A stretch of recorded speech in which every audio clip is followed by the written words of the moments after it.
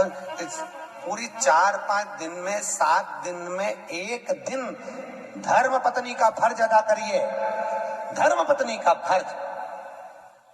और वो धर्म पत्नी का फर्ज है पति को, देखो इनके नाम के आगे कहीं नहीं लिखा वेद व्यास जी ने। कोई महाराज यहाँ पर आके बोला कभी कथा में कि धर्म पति, नहीं बोला कहीं का नहीं, क्योंकि संतों को मालूम था, वेद व्यास जी को मालूम था घर परिवार चलाना है तो झूठ बोलना पड़ेगा, कपट करना पड़ेगा, बेईमानी करना पड़ेगा, प्रपंच करना पड़ेगा, तब जाकर ये घर चला पाएगा। इसलिए पुरुषों के नाम के आगे धर्म पति नहीं लिखा, पर तुम्हारे नाम के आगे धर्म पत्नी इसलिए लिखा कि ये कैसी भी कमाई करके लाएगा, चाहे झूठ बोल के लाए, बेईमानी करके लाए, प्रपंच कर लाए, पर लाकर किसको देगा?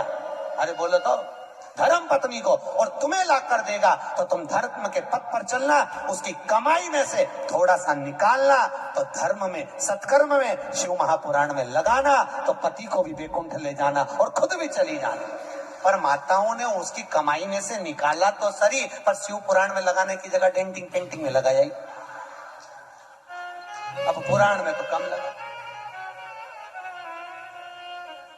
अब पुराण में लगा, धर्म में लगाई, सत्कर्म में लगाई है, भजन में लगाई। नाम तुम्हारा क्या है बोलो तो? धर्म पत्नी। एक आध बार पूछा करो अपने पति से, दिन भर कमाते रहते हो, 5 मिनट की फुर्सत नहीं भगवान का नाम लेने की। कथा हो रही है वैशाख के महीने में, ना जाने कब मिलेगी, सालासर भवन में हो रही है, चलो बैठकर मेरे साथ कथा सुनो, चलो चलिए।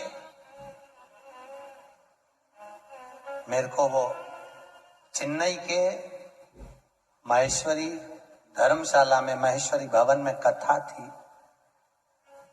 तो ताराचंद जी मोहता और जीवन जी राठी दोनों बोले, गुरुजी आप इस शिव महापुराण के जो जजमान बने ना, इनकी पत्नी बड़ी विचित्र है। क्या नाम था उनका? डागा परिवार, डागा जी। सेलम में उनकी स्टील की 4 फैक्ट्रियां हैं, बर्तन की स्टील की।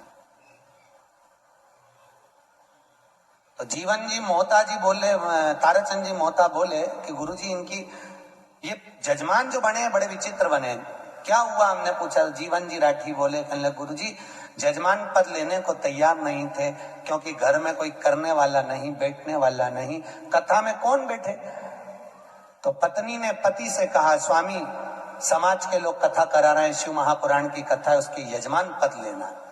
भागवत के यजमान बनना सरल है, पर शिव महापुराण के यजमान बनना कठिन है। हम इसलिए अग्रवाल जी को बार बार धन्यवाद देते हैं। तो जीवन जी बोले, गुरुजी हमने इनसे कहा, इन्होंने अपने पति से कहा, पति ने मना कर दिया, फैक्ट्री से फुर्सत नहीं, समय नहीं। बेटे से कहा तू बैठ जा कथा में जजमान बन के। बेटा बोला पापा मेरे को फुर्सत नहीं, ऑफिस कौन संभालेगा, एक ही लड़का। इतने में पत्नी को गुस्सा आया और पत्नी ने कहा, स्वामी ये बताओ तुम कथा में नहीं बैठ सकते यजमान बन करके, तू बैठ जा, मैं पैसा दे देता हूँ जजमानी का, जितना भी लगे तू बैठ। पत्नी कहने लगी मैं तुम्हारे बिना नहीं बैठूंगी, पर ये बताओ स्वामी। और डागा जी की पत्नी कहती है, मुझे ये बताओ कि मैं अगर मर जाऊंगी तो तुम ऑफिस में से कितने दिन छुट्टी रखोगे, वो बताओ। पति कहने लगा फालतू की बात करती है तू, क्यों ऐसी बात कर रही है? नहीं मुझे बताओ कि मैं मर जाऊंगी तो छुट्टी कितने दिन की रखोगे। कभी आप लोग चेन्नई जाए तो जीवन जी वहां पर, जीवन जी राठी वहां के अध्यक्ष हैं, आप उनसे पूछना, चेन्नई महेश्वर जी, आप बताओ कितने दिन छुट्टी रखोगे। डागा जी ने कहा फालतू की बात मत कर, क्या चाहती है वो बोल, कि बस मैं मरूं तब तुम ऑफिस की छुट्टी मत करना, पर 7 दिन शिव महापुराण के जजमान यही समझकर बैठ जाओ कि मैं मर गई हूं, चलो मेरे साथ बैठो, कम से कम धर्म में तो मैं तुमको। और वो डागा जी ने एक बार शिव महापुराण के यजमान बने और महेश्वरी भवन में 5 साल लगातार शिव महापुराण की कथा करवाई, वही डागा जी ने जो एक बार यजमान। भैया शिव महापुराण के यजमान बनना बहुत कठिन है, बहुत कठिन। ना जाने कौन सा पुण्य हमारा इकट्ठा होता है, ना जाने कौन कौन सा दान पुण्य सत्कर्म हमारा इकट्ठा होता है, तब जाकर अपने परिवार द्वारा शिव महापुराण की कथा हो पाती है। ये करुणा, हम तो कहते हैं कंसल जी आपके परिवार में कहीं ना कहीं आपके पूर्वजों को बहुत आशीर्वाद है, पितरों का बहुत करुणा है आपके पूर्वजों की पितरों।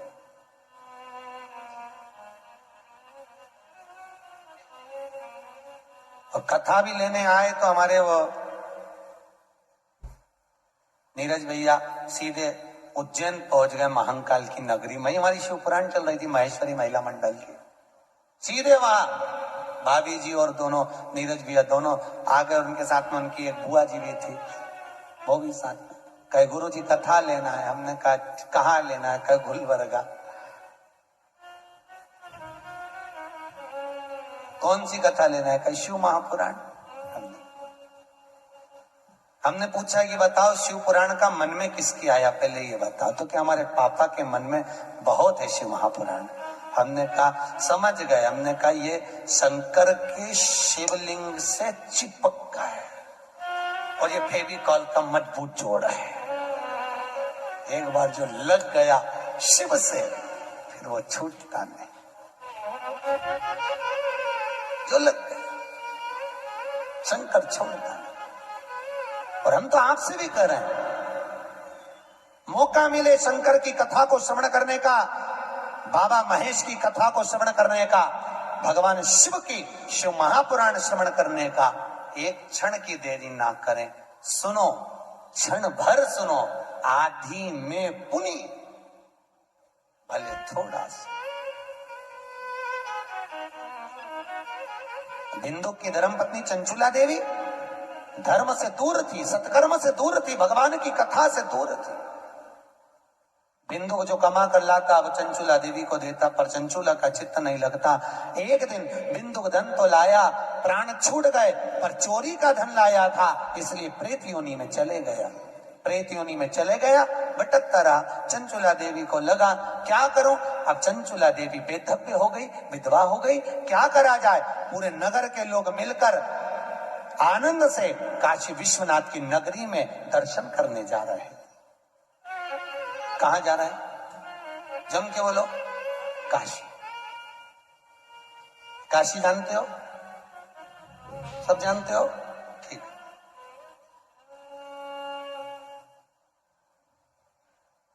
किसने करी थी काशी विश्वनाथ की स्थापना? शिव महापुराण कहती है दुनिया के लोगों को शनि लगता है।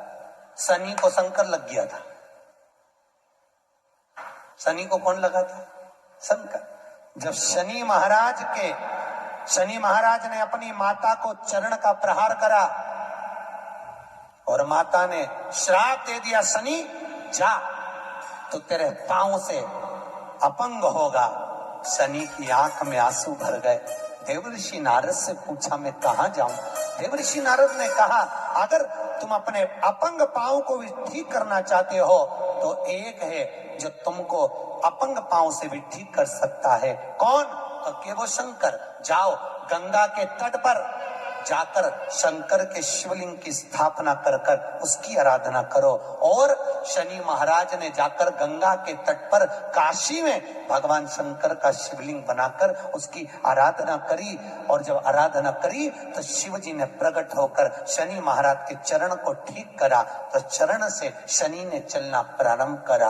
आज भी नियम है, जिसको ढैया लगा हो, 7.5 लगा हो, जिसको ढैया 7.5 आदिक शनि परेशान कर रहा हो, एक काजल की डिब्बी ले लो, 21 बार उतारो।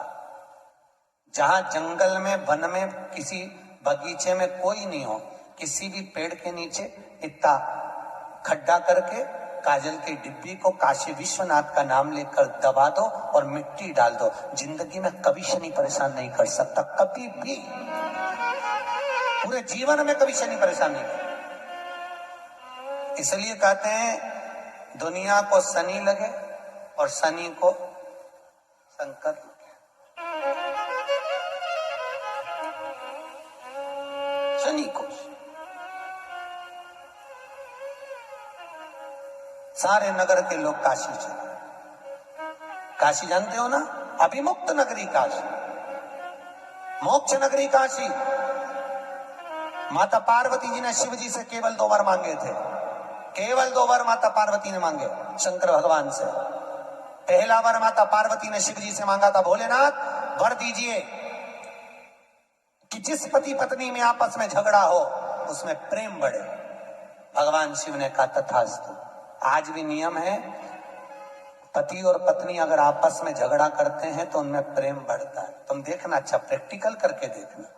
पति झगड़ा करके चले जाए ऑफिस दुकान, तो वहां से आते से ही पूछेगा क्यों रे तेरी मम्मी कहाँ है, तुरंत पूछे। इतना झगड़ा करके गया है तो पूछे ही मत ही तो कि पत्नी कहाँ है, पर आते से ही पूछेगा कहाँ है।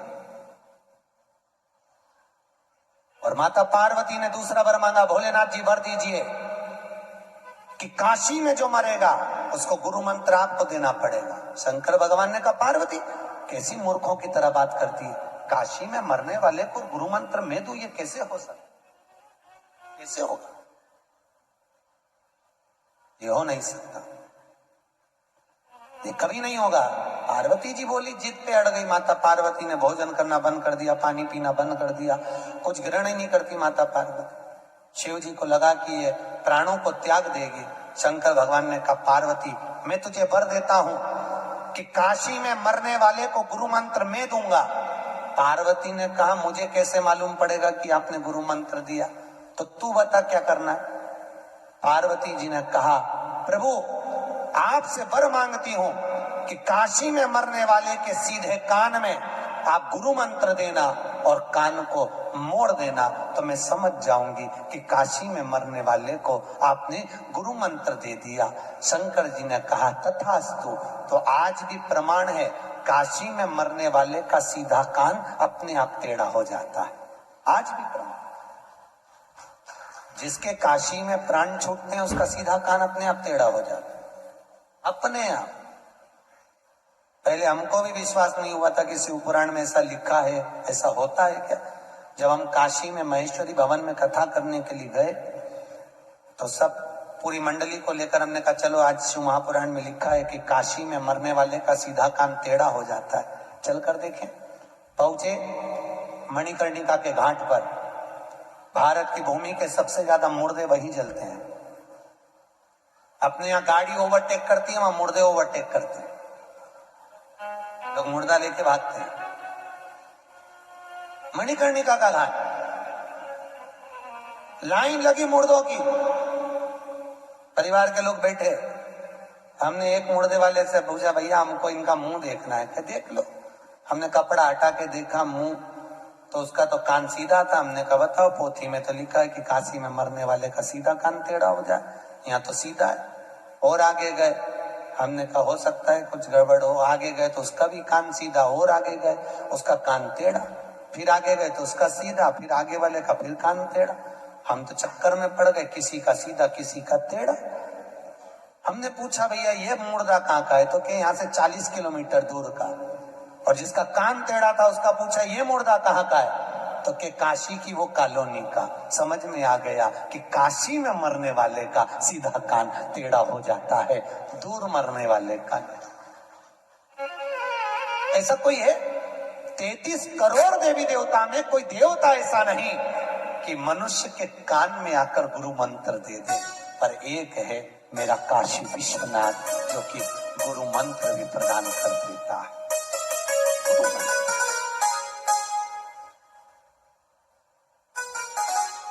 इसलिए ओम नमः शिवाय, ओम नमः शिवाय, हरे हरे बोले नमः शिवाय। जपो, जपते रहो, भजन निरंतर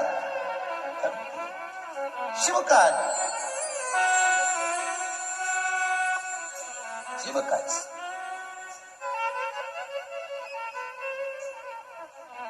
भगवान की भक्ति को धारण कर। आज भी शास्त्र कहता है अगर हम काशी नहीं जाते तो 5 बार मुख से काशी काशी जप लो। क्या नाम जपना? काशी काशी। हम तो कहते हैं अपनी छोरी का नाम रख दो काशी भाई।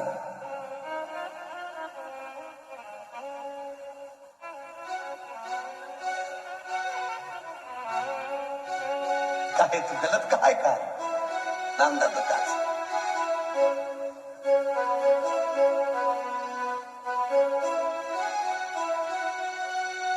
काशी काशी 5 बार बोल ले जीव, उसको यम के दूत पकड़ ही नहीं सकते। काशी काशी बोल लेने पर यमराज बंदी बनाने नहीं आता, फिर आता है तो मेरा महाकाल, मेरा ठाकुर, मेरा, क्योंकि शिवजी जिसको भेजेंगे, नारायण को भेज जाता नारायण आ जाएंगे, ब्रह्मा को भेजा तो ब्रह्मदेव आ जाएंगे। ये तो अपनी मर्जी है, अपन को 4 व्हीलर में जाना है कि 2 व्हीलर में जाना है। ऐसे तो यमराज भी आता है ब्लैक कलर की स्कॉर्पियो पे,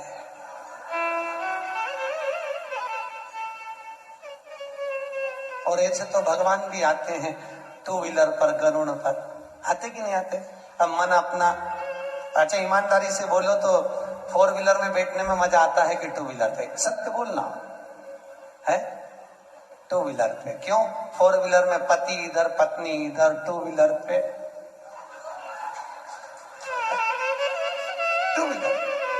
इसलिए भगवान से कहते रहा करो, भगवान कृपा करना, हमारे लिए 4 व्हीलर मत भेजना, हमारे लिए तो हमारा ठाकुर, हमारा काशी विश्वनाथ नारायण को भेजे। जब वो गरुड़ पर चढ़कर आए, जैसे लक्ष्मी पीछे से बैया डालकर बैठे, ऐसे मैं नारायण की बैया डालूं और उड़कर सीधे चले जाऊं, ऐसी करुणा। नहीं, अगर 4 व्हीलर पे जाना हो, ब्लैक कलर की स्कॉर्पियो है, तो मर्जी तुम्हारी, मन तुम्हारा।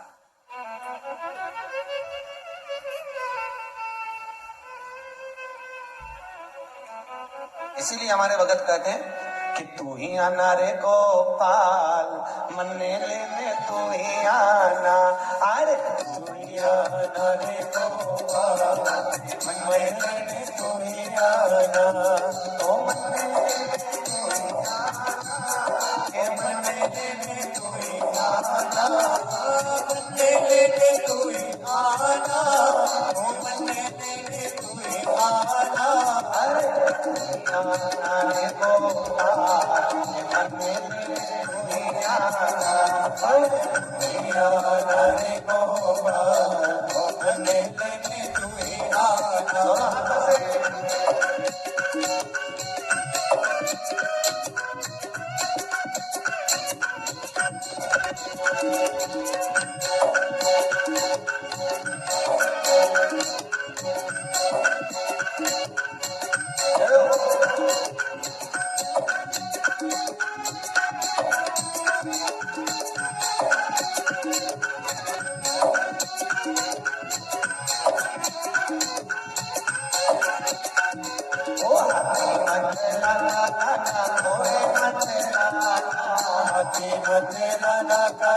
घोड़े मत लाना, हाथी मत लाना काना, घोड़े मत लाना,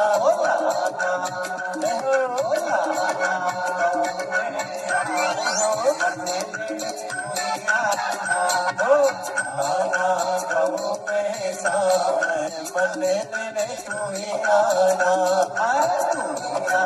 रे गोपाल, मन्ने लेने तू ही आना, गोपाल, मन्ने लेने तू ही आना।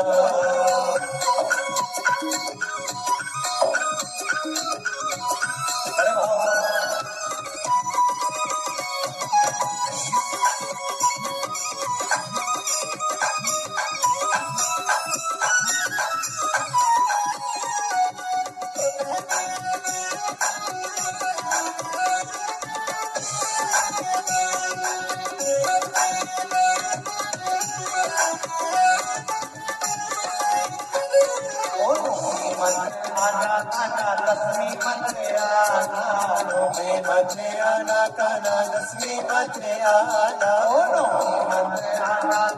लक्ष्मी मत आना, तुम्हें मत आना काना, लक्ष्मी मत आना,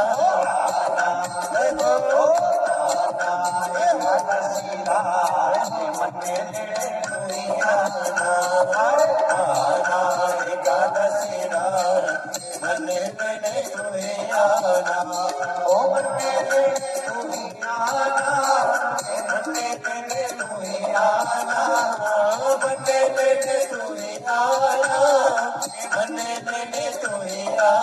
अरे तू रे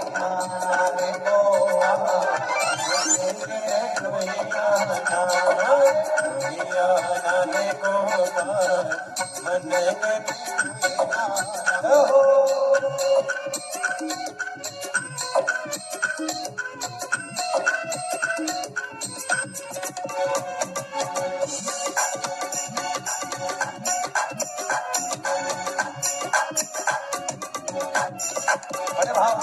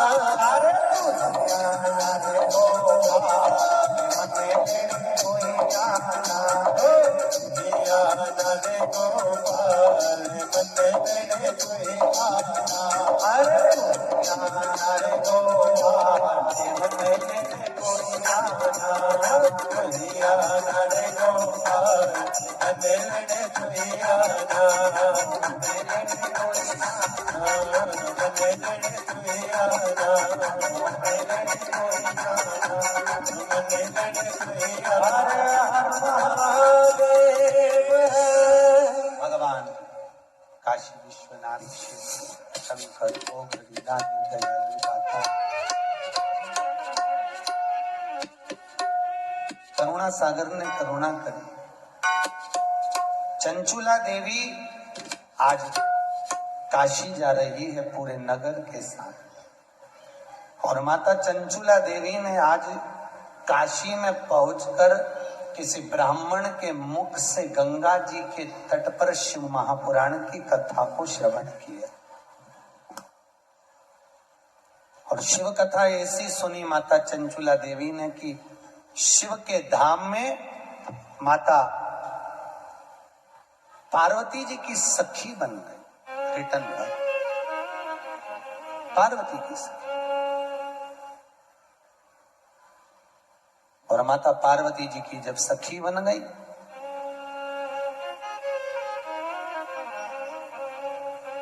चंचुला देवी की आंख में आज आंसू है। पार्वती जी ने पूछा, चंचुला क्या बात है? चंचुला जो तुम चंचुला देवी आखिर बात क्या है? जो तुम्हारी आंखों में आंसू है। पार्वती जी ने जैसे ही पूछा तो माता पार्वती उसी समय पर चंचुला देवी के शब्दों को सुना। चंचुला ने कहा, मेरा पति प्रेत योनि में भटक रहा है, उसको मुक्ति नहीं मिल रही, मैं क्या करूं कि मोक्ष मिले। पार्वती जी ने कहा, एक काम करो चंचुला देवी, तुम एक बार शिव महापुराण की कथा करवाओ, उससे जीव किसी भी योनि में हो वो मोक्ष पा जाता। चंचुला देवी ने कहा, कथा किससे करवाऊं? भागवत हो तो ब्राह्मण कर देवे, रामायण हो तो ब्राह्मण कर देवे, क्योंकि भागवत रामायण गीता आदि में जो भेंट चढ़ती है वो तो काम में आ भी जाए, पर शिव महापुराण में तो भेंट का भी महत्व था। किससे करवाया? पार्वती जी ने कहा, काम करो नारद जी के पास जाओ। नारद जी, तो नारद जी के पास चंचुला देवी ने जाकर कहा, नारद जी आप हमारे पति के मोक्षार्थ शिव महापुराण की कथा कर दी। शिव पुराण।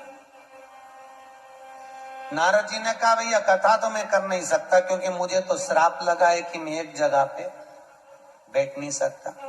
अच्छा, नारद जी को जो श्राप लगा, ऐसा श्राप किसी किसी को लगा रहता, ऐसा नहीं है। कथा सुनने सब आते, नारद भी आता, निंद्रा देवी भी आती। कोई कथा में सो रहा हो, नींद आ जाए तो समझ लो कुंभकर्ण की पत्नी आज कथा में आ गई, ठीक है। और कोई कोई व्यक्ति फिर आए फिर जाए, फिर आए फिर जाए, फिर आए फिर जाए, समझ लो उसमें नारद भरा गया है, क्योंकि नारद को श्राप लगा, एक जगह नहीं बैठ सकता।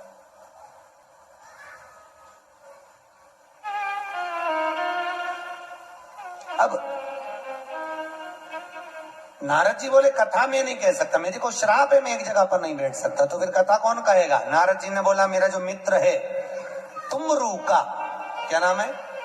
तुमरुका, वो कहे। तुमरुका जी को देखा आपके क्षेत्र में शंकर जी के मंदिर जो होते हैं बड़े बड़े साउथ के, उसमें भगवान के मंदिर में दो मूर्तियां दरवाजे पे मिलती, एक नारद जी बीणा लेकर खड़े हैं और एक घोड़े का मुंह लगा है और गले में बीणा पड़ी हुई है, करताल रखा है। देखा है ऐसी मूर्ति का दर्शन करा?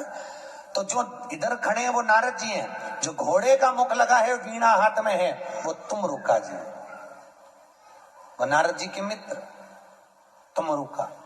शास्त्र कहता है, जिस नारी का गर्भ ठहरने के बाद 2-3 महीने में वापिस अबॉर्शन हो जाता हो, वापिस बार बार बच्चे गिर जाते हैं और बच्चा पूरा नहीं होता हो, उस नारी को उसकी आकृति के बराबर का जो लच्छा होता है, हाथ में बांधते हो नाड़ा, वो लच्छा नाप लेना चाहिए और नारियल के ऊपर, श्रीफल के ऊपर उसको लपेटना चाहिए। जो नारी का गर्भ ठहर रहा है, गर्भ गिर रहा है, उस नारी का नाम और गोत्र बोलकर लच्छे को लपेट लो। शंकर जी के मंदिर में तुमरुका जी का नाम लेकर वो श्रीफल रखकर आ जाइए, फिर नारी का गर्भ कभी नहीं गिरता, बच्चा स्वस्थ पैदा होता है, स्वस्थ जन्म ले। तुमरुका जी के नाम का इतना प्रमाण हो।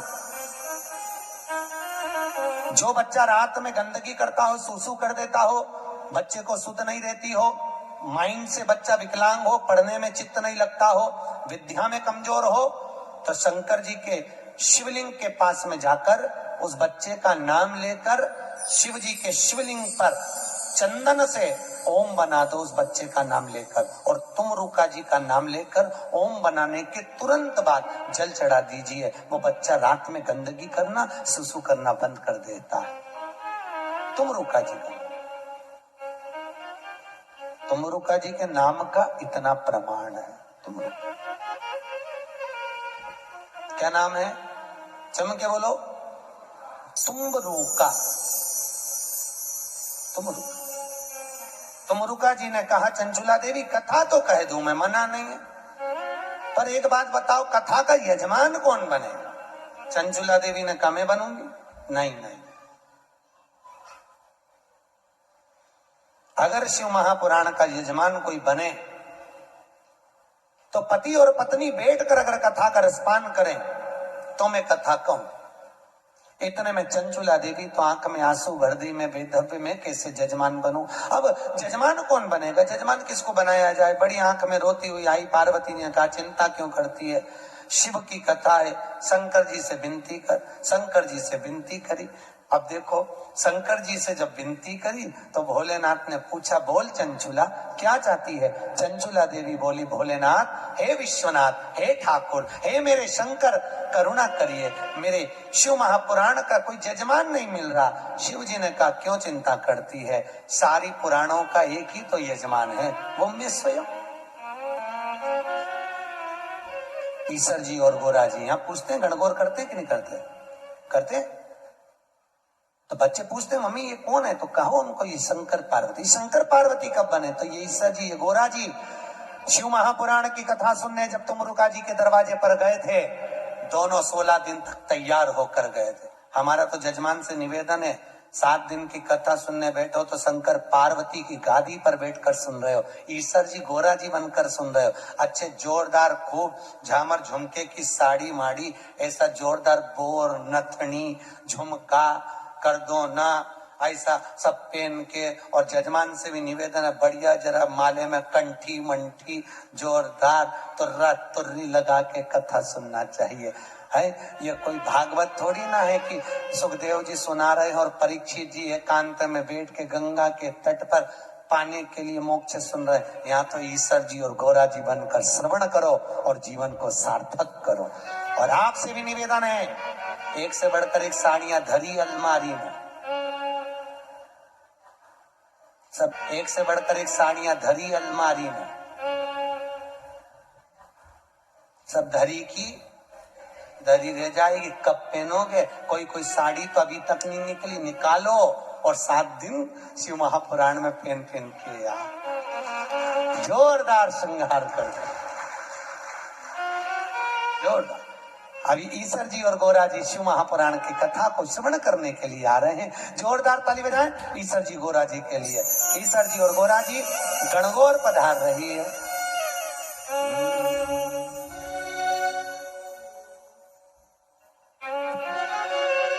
शिव शंकर चले कैलाश खुदिया हरि हरि